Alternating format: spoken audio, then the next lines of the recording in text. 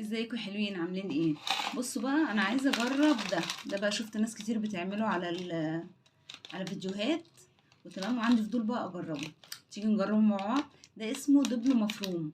بيقول لك ان الدبل المفروم بيضاعف كميه اللحمه، يعني لو انت جايب ربع كيلو لحمه وحطيت عليه دبل المفروم ده بيخليه نص كيلو. وانا مش عارفه، انا ما جربتش قبل كده. حد جرب الموضوع ده؟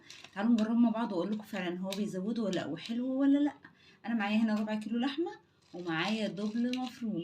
تعالوا بقى نحط على بعضه ونشوف هيعمل ايه. بيقولك في الاول نحط ايه، نحطه في طبق ونحط فيه ميه لمده 5 دقايق. فانا دلوقتي هحط له ميه لمده 5 دقايق وتعالوا نشوف هنعمل ايه. افتحوا بقى ونجربه.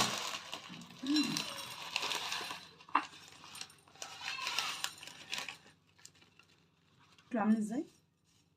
تحسوا ان اللحمه مفرومه ناشفه مجففه. نحط بقى عليه ميه.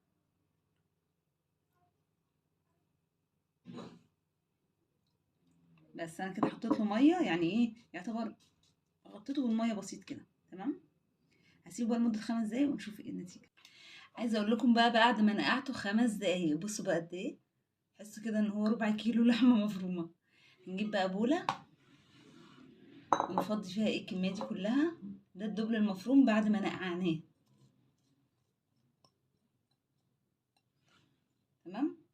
وهنجيب بقى ربع المفروم بتاعنا ونحط عليه. وهنا بقى تعالوا ايه نعمله كله كده مع بعض وندخله كله في بعضه بقى.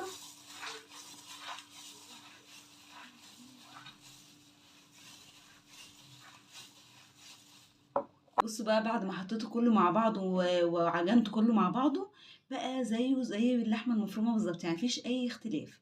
تعالوا بقى إيه كده ضعفنا الكميه. كده بقى معانا نص كيلو لحمه مفرومه بجد. تعالوا بقى نعمل بيها وصفه تاكلي بيها 6 7 اشخاص. طبعا بعد ما تجربت بقى ايه تجربة اللحمة نجحت وفعلا زادت النص بالظبط، يعني انا كان عندي ربع مفروم حطيت عليه الكيس الدبل بقى نص كيلو. وطلع فعلا طعمه جميل. انا جربته بقى في الاكله دي، قلت اعمل بيه الاكله دي. دي بقى بتنجان وبطاطس حمرتهم وحمرت فلفل وهنا بقى ايه كنت كورت بقى ايه اللحمه اهيت وبحمرتها. تمام. وحمرت الكميه كلها. وعايزه اقول لكم بقى انا دقتها طبعا، وبعد كده ايه قلت اسجل لكم على الفيديو عشان اقول لكم فعلا هو اللحمه طعمها حلو والخلطه دي طعمها حلو ولا لا. وعملتها هنا وحطيت بقى وعملت صلصه، كنت مقطعه بصل جوانح وقوطه. حطيت توابل وحطيت عليها بقى كل الكلام اللي انا ايه قليته تمام في الصينيه. وحطيت عليه بقى كميه اللحمه اللي انا عملتها. انا عايزه اقول لكم اللحمه كان طعمها جميل ومش متغير ومش مختلف، ما فيهوش اي مشكله. فاللي عايز يجرب بقى الدبل المفروم ده يجربه.